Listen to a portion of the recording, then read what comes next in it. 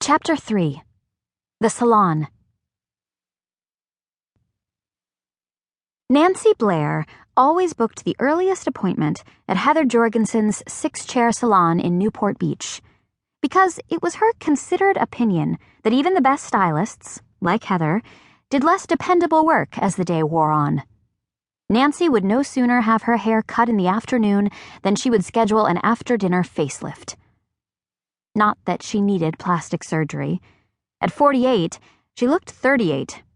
At worst, 39. Her husband, Murphy, known to all as Murph, said that if she ever let a cosmetic surgeon mess with her face, he would still love her, but he'd start calling her Cruella de Vil, after the stretched tight villainess in 101 Dalmatians.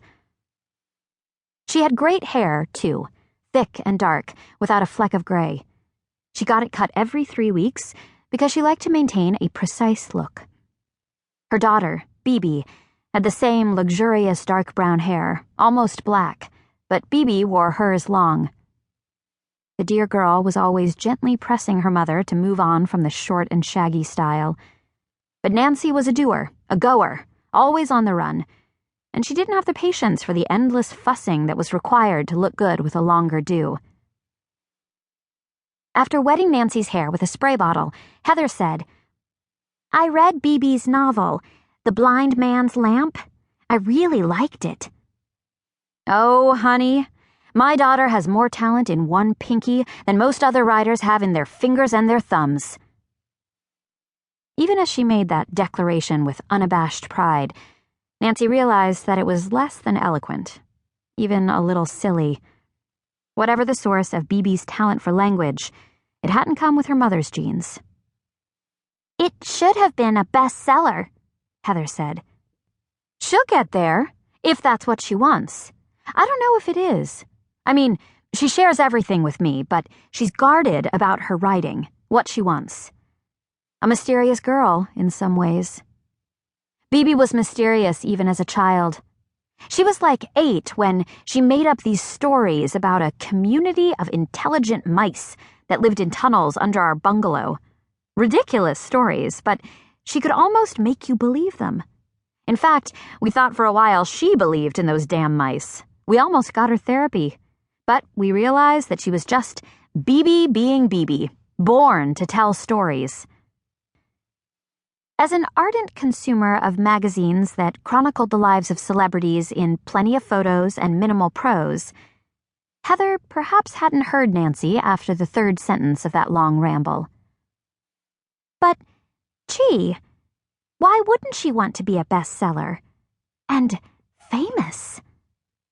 Maybe she does, but it's not why she writes. She writes because she has to.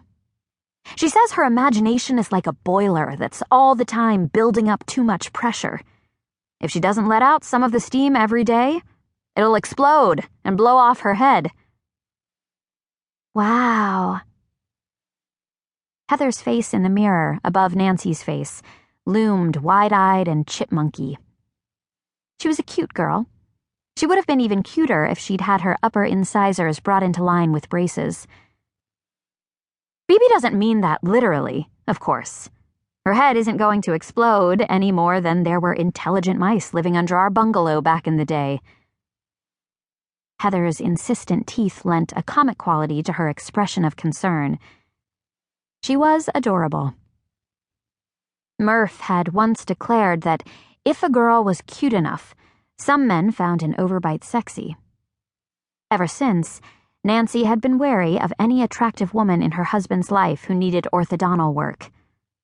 Murph had never met Heather. If Nancy had anything to say about it, he never would. Not that he cheated.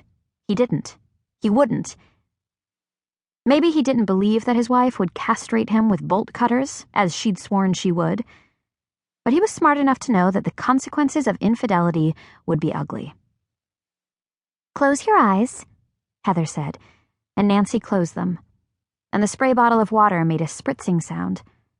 Then a little fragrant mousse, then a final blow-dry and shaping with a brush. When her hair was done, it was perfect, as always. Heather was such a talented cutter, she wouldn't refer to herself as a beautician.